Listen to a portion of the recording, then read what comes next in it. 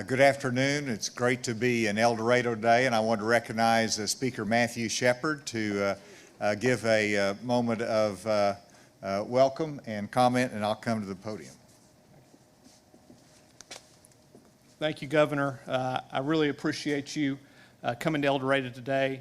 Obviously, this has been a difficult time across our state, and I know that through your leadership, we're working to turn the corner. I had invited the governor to come to El Dorado, particularly in light of last week's announcement of Murphy Oil relocating to Houston. And while that was a significant announcement, and obviously it's bad news for El Dorado, I also thought it was important to remind people here in El Dorado, across the state and across the region, the El Dorado is still here. We still have a lot of good things going on, and one of those is Murphy USA, which is right here, headquartered in El Dorado with 600 plus employees and growing. And so this is a time for El Dorado. I know that we will bounce back. Of course, the El Dorado Promise will continue to be funded, but I just thought it would be the right time for the governor to come here today to provide his updates. I know this is something that people across the state have really come to be part of their schedule. I know my grandmother in Camden, 93 years old, she watches the governor every day and takes notes on what the governor's saying. And I appreciate his leadership. And with that, Governor, I invite you to come forward. Thank you, Mr. Speaker, and welcome to El Dorado to everyone who is watching remotely. I am delighted to be here with Secretary Nate Smith, as well as Secretary Mike Preston with our Department of Commerce. Before coming in here for this daily update, I met with a number of El Dorado leaders and officials, including the CEO of Murphy USA, including the hospital administrator. I see our good mayor that's here. Thank you for participating. Our judge. We've got our Senator Trent Gardner, Representative Sonia Barker, and on that we were able to meet with about the issues that face us in South Arkansas. And before, as I've commented before, whenever this pandemic hit us, it hit us immediately with a health crisis. And shortly thereafter was the economic crisis. And really for the last 45 days, we've been having to deal with both. The health crisis and the economic crisis that has hit our nation. And let me talk about that just for a moment first. And I think what you'll see is that Arkansas is in a good position, if not in one of the best positions of the states, in terms of doing a quick turnaround on our economy. And yes, we took a hit, but it wasn't a nosedive as we've seen some other places. And I think the reason that we're in a good position to rebound quickly in Arkansas is because we didn't shut down our complete economy, but that we managed it and we minimized some of the hurt that was out there, even though our economy took a hit as well. But it's also the underlying fact of Arkansas's economy that is based upon a broad diversity.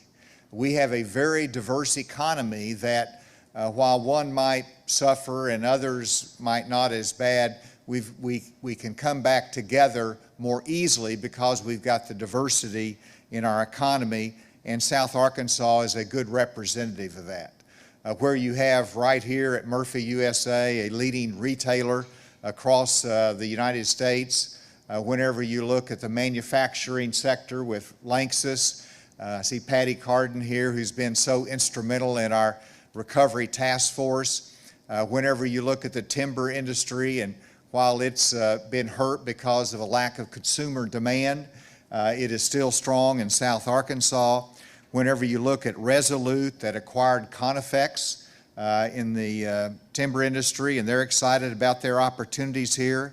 When you look at the Standard Lithium project here in South Arkansas, whenever you look at the active chamber that you have, Bill Luther, that works so hard on the chamber activities. This is exciting for me to come here to South Arkansas and see the commitment, the diversity, and the underlying strength of this economy. And yes, we certainly will miss Murphy Oil, but they will always have a connection to Arkansas, and I know we have their family's commitment as well, and that means a great deal to us all. We're also in a better position because we have an underlying strength in our state budget and in our unemployment compensation fund. We have $780 million in our reserve funds for unemployment compensation. And that puts us in good position to meet the needs of those that are struggling and have been unemployed. And so that leads me then to where we are today in terms of the cases, our COVID-19 cases. And if we can go, well, first let me go through the numbers here. And we didn't convene our update on Sunday. And so our last report was last Saturday, which we had 3,984 cases. Our testing, we did over 1,500 tests on Saturday, and on Sunday, obviously a down day, 1,200 tests. And so our positivity rate remains very, very strong. I just was with the call with the Vice President, Mike Pence, right before coming down here today. He called on me to give a little briefing on where we are in Arkansas, and I told him of our testing goal to do 60,000 tests in the month of May, and I assured him that we're going to get there. And Dr. Smith, you're going to get, whoops, where are you? Dr. Smith, you're going to get us there. And so that's a challenge, some encouragement there, as well as some things that we can work on. If we'll go to the charts, which I believe everybody online can see, you'll see the number of new COVID-19 cases in Arkansas, and here again you can see that one spike toward the end, and then we've had 2 days that are back to the normal trend downward. That's what happens whenever you have a spike in a prison system or a federal correctional institute. If you go to the next slide, you'll see the 7-day rolling average of new COVID cases, and here this is what we look at very closely whenever you see the peak, and then you see the downward trend, and then you see an uptick, and now you see us back on the right path again. And that's going to happen from time to time. We've reached the peak. We don't want to go back there. We're on a downward trend, and there'll be a spike every once in a while, but we're going again in the right direction. Next slide is the number of hospitalized COVID patients. And again, you see that continually on the downward spiral, which is where we want it to be. The next slide is the number of active cases in Arkansas. And this, of course, are those that are the total number of cases, less those that have recovered. And these are the active cases. And you can see that almost mirrors where we were in our total cases, where we're continuing our recovery. Of course, that's a lesser number with fewer than 1,000 in terms of active cases. And then there's two graphics I want to show you that reflect South Arkansas, and I got to apologize to you a little bit because it's like some of our congressional districts.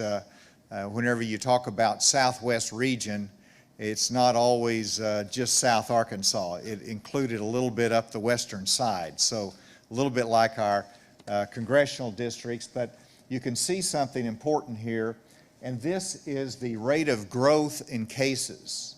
And so you can see Central Arkansas is on the left over there, and Central Arkansas is where we had the early spikes that we had our growth in cases there early, and that has declined in terms of its growth. Northeast and then northwest, and then you see southeast and southwest are the two tallest graphs, bar graphs, and of course that reflects about an 18% growth in cases, and so that's something that is percentage of increase in growth. There's still very low numbers, but I thought you ought to see that. We need to stay on guard, and it's a reminder of that. If you go to the next slide, a little bit more encouraging slide, because that shows that here again in the Southwest region, you're exactly on the right target path on a decline in the number of cases. And so while we're making progress, today is the first day that restaurants can do dine-in again if they choose to do that. We also are reminded that we have to socially distance, wear a mask, and I got a few reports this weekend that I was a little distressed at, that there was not the social distancing that we all need to stay healthy and to make sure that we stop the spread of COVID-19. And with that, let me invite Dr. Smith to come to make his comments. Thank you, Governor, and it's very good to be here in Union County and El Dorado. I'd like to give a few details on the numbers and then comment on a couple of things that the Governor mentioned already. First is, as the Governor mentioned, we've had 31 new cases since yesterday. We had 28 the day before, so a total of 59 over the weekend. Of the 31 new cases, as the Governor mentioned, 6 are in correctional facilities and 25 are community cases. So our total is 4,043 cases. Of those, 803 are considered active cases. Of our active cases, currently 278 of those are in correctional facilities. 86 are in nursing homes, and 439 are in the community. Of the cases that we've had, we currently have 61 that are hospitalized. We have 11 that are on a ventilator, and we are up to a total of 94 deaths. So we've had an additional 3 deaths since yesterday and an additional 1 between Saturday and Sunday. We have 3,149 who have recovered. That's up 37 from yesterday. Briefly to report on the nursing homes, we have 49 nursing homes that have active cases either in residents or workers. We have a total of 289 residents who have tested positive for COVID-19. That's an increase of 3 from yesterday.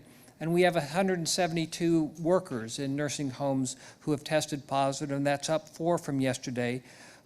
We have from our prisons no new cases to report from the Cummins unit.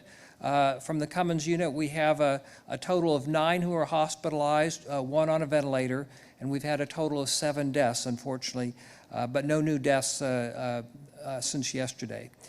From the Federal Correctional Institute in Forest City, we've had 4 additional cases in inmates, so we have a total of 332, and we've had 1 additional case among staff, so we're up to 16 staff.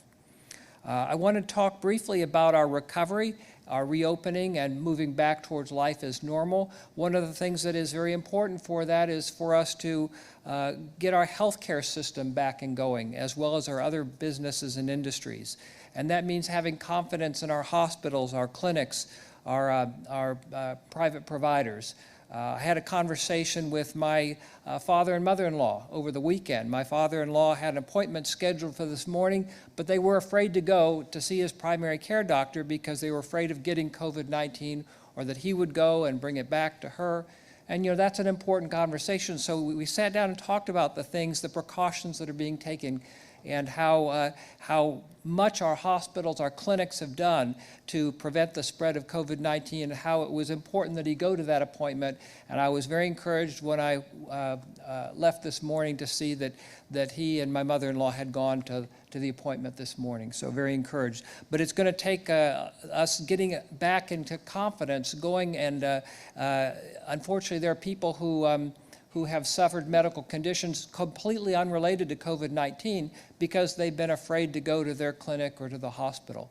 And as those facilities have done such a good job of preventing the spread of COVID-19, we need to encourage ourselves and each other to get the care that we need, not gut it out at home.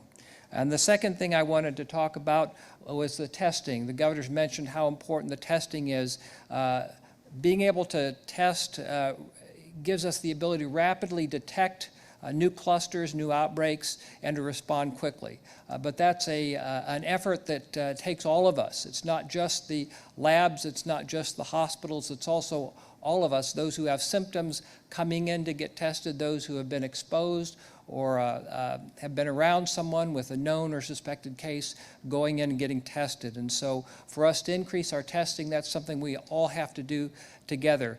Many have been working hard at the Arkansas Department of Health. Our staff are working hard to move us towards recovery from COVID-19, but I want to particularly call out our public health lab. They've been working literally around the clock, and on Friday, they did over 300 tests, which is the most they've done in one 24-hour period. And with the very labor-intensive work they have to do to perform those tests, I just want to really extend my thanks to them and to all those in the hospitals and in the commercial labs as well who are working towards achieving those goals. With that, I want to turn it back over to the governor. Thank you, Dr. Smith, and I'm glad that Secretary Preston is with us today. He is one of the key members of my Economic Recovery Task Force and doing a great job on that, as well as helping to put together the system that's needed to get the important pandemic unemployment assistance to our self-employed out there that have been struggling. And so, Mike, thanks for coming to South Arkansas. Thank you, Governor. It's always good to be in South Arkansas, and definitely good to be here in El Dorado today. And appreciate all the work from the Economic Recovery Task Force and those members who were on the Commerce Committee. Thanks to Patty for being here today with Lanxess and her leadership. And a big thank you to Chairman Walton, who was leading the task force and took the effort this weekend to do the fly around the state to promote the task force and to promote the work that's being done and salute the healthcare workers. I know they flew over El Dorado this weekend as a number of other cities across Arkansas, and I think that brought some much needed attention to our state for the positive efforts that we have done. Very thankful for the team and what they did to this weekend. I do want to give a couple updates related to the Department of Commerce and where things stand and how we see things moving forward. As it relates to the unemployment insurance, this week we'll issue over 100,000 unemployment insurance checks across Arkansas. Additionally, our pandemic emergency unemployment compensation system is now up and running. This is allowing those folks who had been out of work prior to the pandemic hitting, is giving them an additional 13 weeks of eligibility thanks to the CARES Act. That is part of the new system that we are put in place. Additionally, the Pandemic Unemployment Assistance System went live last week. We've had about 23,000 individuals file for claims via that system. We are in the testing for that to be able to claim it, to file eligibility and for us to examine that eligibility and hopefully be able to issue checks here in the next couple of weeks as we're able to get the testing complete with that. If you are one of those individuals who are filing for the pandemic unemployment assistance, if you fall in that category as a freelancer, a gig economy worker, self-employed, go to arunemployment.com, and that's where you can go ahead and process that information, and our team will take care of you and make sure you're set up there. I do want to thank our companies here in Arkansas. We are fortunate. I compare the numbers to other states and where other states are looking and the number of claims that they're having and the payments that are going out. And despite the large numbers that we see in Arkansas, it could be a lot worse compared to where other states currently stand. And a lot of that I think you can attribute to our not sheltering in place. We're allowing businesses to stay open in a safe, secure manner. But it's a big thank you to those businesses. A thank you to Murphy USA, who is hosting us here today, for the work that they've done not only in Arkansas but across their 26-state footprint of allowing their workers to safely still stay open, do the things that they need, offer them the PPE that they need. A company like Lanxess right here in South Arkansas who continues to be in that critical supply chain and be essential in manufacturing. And Arkansas is such a rich state in manufacturing that we've been essential. We've needed these companies to stay open, and they've done so in a safe, secure manner. And that's allowed us to help us weather the storm a lot better than other states have. And I commend our businesses for taking the leadership on that and continuing to lean forward. For our Arkansas Ready for Business grant program, big appreciation to the legislature who came together last week and approved the funding for that to meet the needs of the applicants that came in. We had over 12,000 applicants around the state requesting funds through that. Speaker, appreciate you and your leadership, and Representative Barker and Senator Garner for y'all's work to allow us to get that done. We're excited as we're going through those 12,000 applications. We had over 152 from right here in Union County. That's about $2 million that you guys will see in your economy very soon. That money will begin to move forward and really to help folks as they get back to work and do so in a safe, secure manner. And then to Bill Luther and the team here at the El Dorado Chamber, we appreciate our chamber so much, and our local economic development folks who continue to lean forward, who see this as, an opportunity to weather the storm and help their local businesses, but also look beyond what's next for Arkansas. How do we capitalize on this to become better, become stronger as a state and as local communities? And you guys are working so hard to do that, and we look forward to partnering in the future as we move forward and figure out how we're going to do proactive economic development and recruit into a community like El Dorado, like Union County, and across the state of Arkansas. And Governor, that concludes my remarks. Thank you, Mike. And with that, we be happy to take any questions. Governor, I think you were cutting out a little earlier when going over the updated numbers. Would you mind just doing that again so we can make sure we have those right? Sure. How long did I cut out, Katie? I think it was just for a few All right, seconds. so let's put up the first slide there. So the number of new cases, we had Saturday, just taking you back there, 3,984 cases.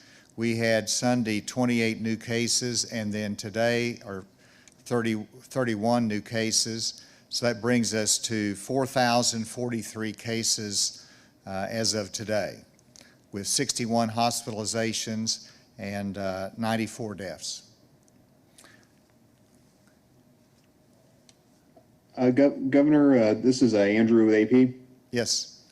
Wanted to see where things stand right now with discussions with Temple Live, that concert venue in Fort Smith, about their show on Friday.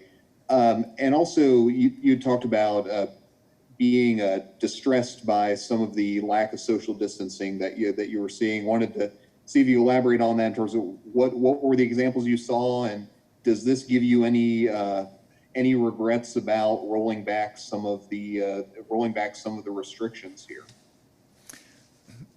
In terms of the concert that is scheduled for May 15th in Fort Smith, that violates our directives because we authorized those to be open on May 18th, and so that has not been approved.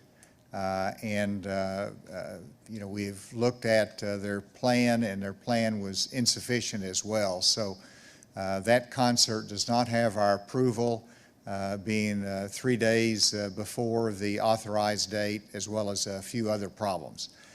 In terms of the remarks on what I saw over the weekend on social distancing, no, it doesn't give me any pause at all, because what you're seeing are in some instances what would have stayed open even if you had had a shelter-in-place environment. So if you go to our box stores, if you go to the Lowe's, some of the home stores, they stayed open all through as an essential industry.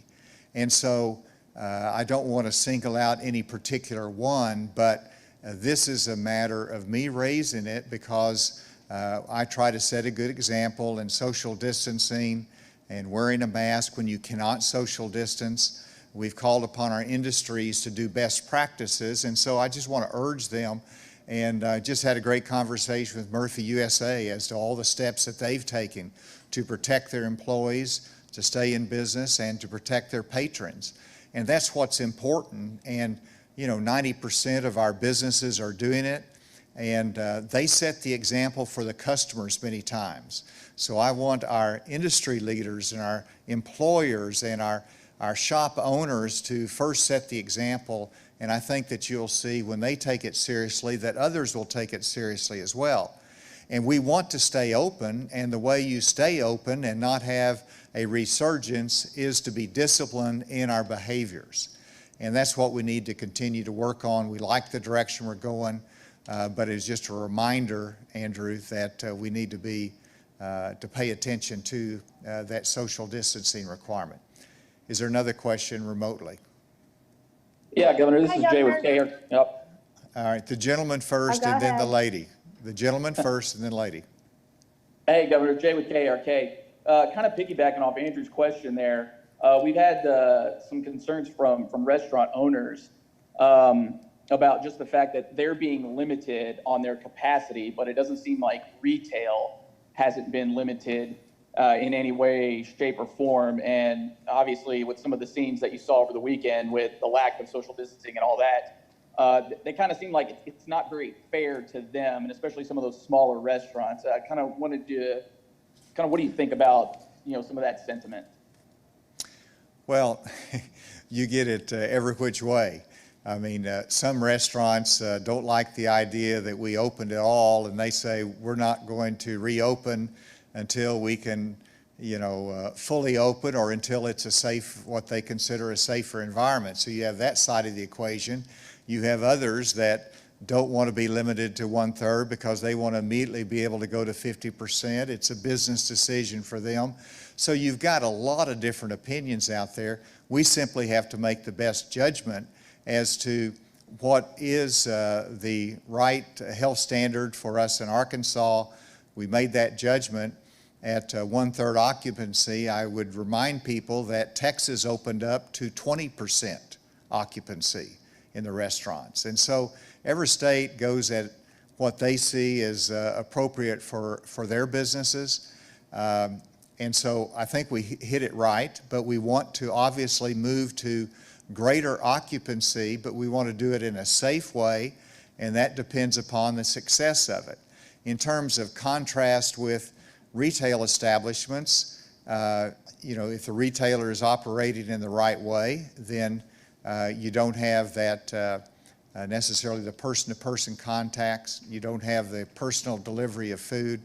And so you can make some of those comparisons, but I think for the reason that the retail shops were not closed to begin with, it was the face-to-face ones such as food service. It was also hair salons and those that had that personal connection that had the restrictions placed that we're now gradually lifting. Dr. Smith? Thank you, Governor. It's important to avoid overcrowding no matter where it is, whether it's a retail or restaurant or a barber, beauty salon. But it's particularly a concern in places like a restaurant where you have people in a prolonged close contact breathing the same air as each other. And that's why we've been very cautious with the restaurants, with the barber and beauty shops. Again, I'm not advocating packing into the Lowe's or the TJ Maxx or whatever. It's important for people to try and pick off hours, keep those 6-foot distances, but passing by someone briefly is less of a risk than sitting in the same space for half an hour or an hour. There was a lady that asked a question remotely. Yes, sir. Governor Hutchinson, it's Ashley with THV 11. I've got a couple questions if you'll allow me. The first one is some mayors have allowed youth sports like baseball and soccer to resume. Do you have any concerns about that? And we got a viewer question about Arkansas Human Development Centers, if there are any confirmed cases there, if they're being considered as part of the nursing home or long-term care facility cases. I'm going to have to let Dr. Smith comment on the last one in terms of the Human Development Center as to how those are categorized. In terms of baseball and soccer, as I've indicated, these are team sports that are going to be considered late May for an announcement so that we can give appropriate guidance for June and July timeframe. So there are individual practice opportunities if you maintain the social distancing and comply with the guidelines, but there has not been approved yet for team sports. Dr. Smith?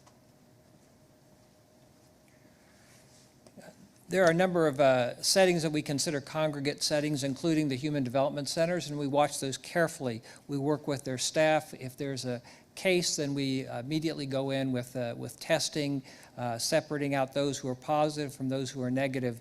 And so there's a number of these congregate settings that we're following, not just nursing homes and prisons, but all of those. So it is important that we do understand those human development centers are also at-risk areas.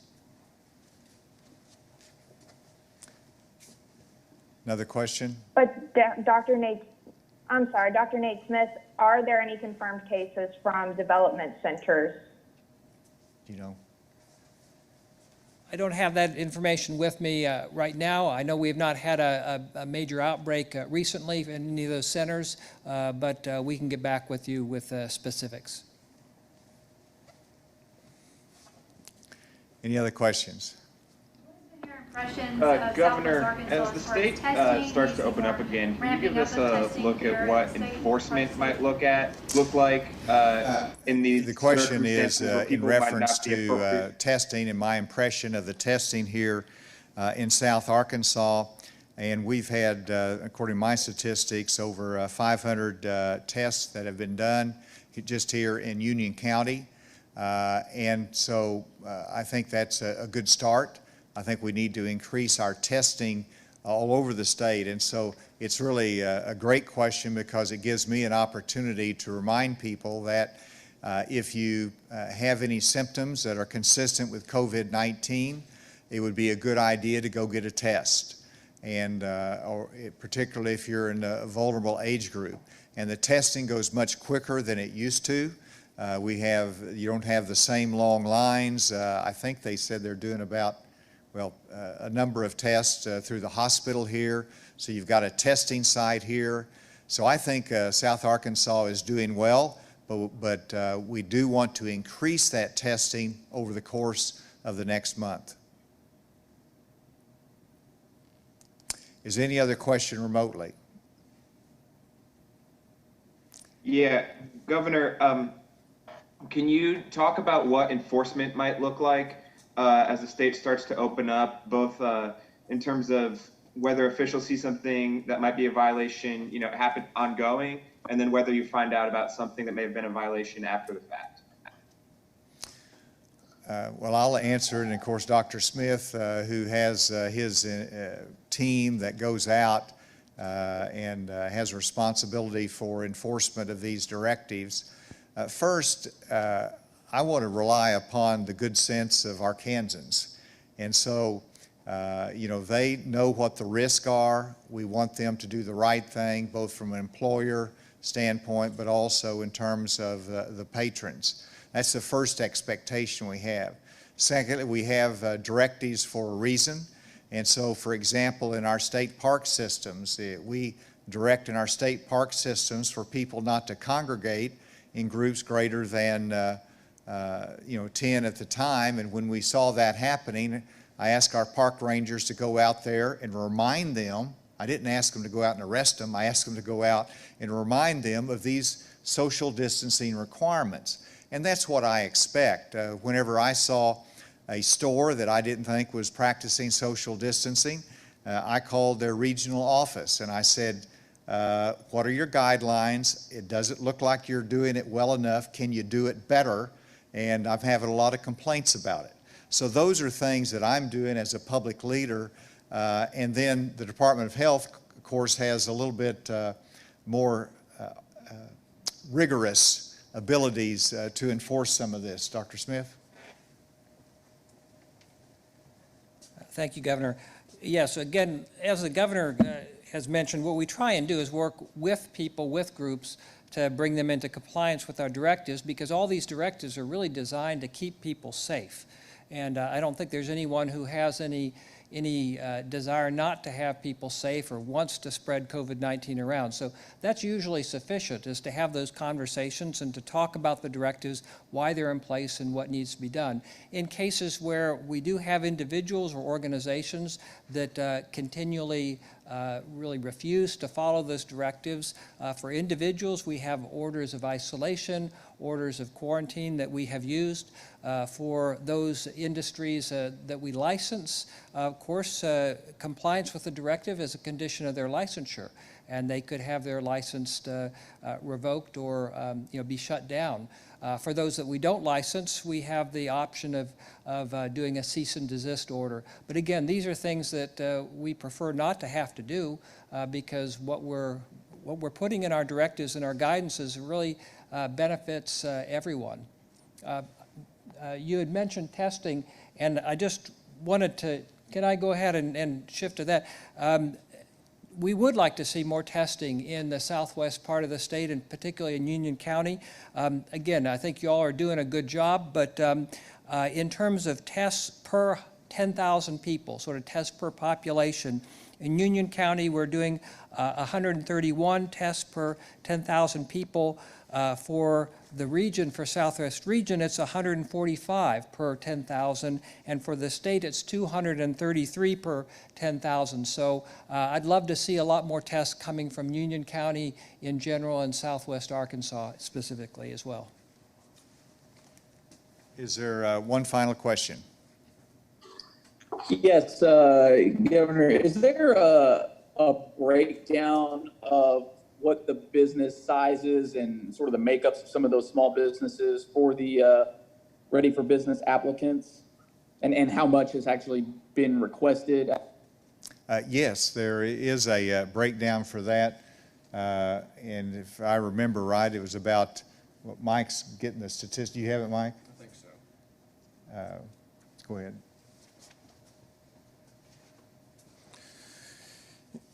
Yeah, so it was, I think, 12,300 applications, a total of 147.7 million.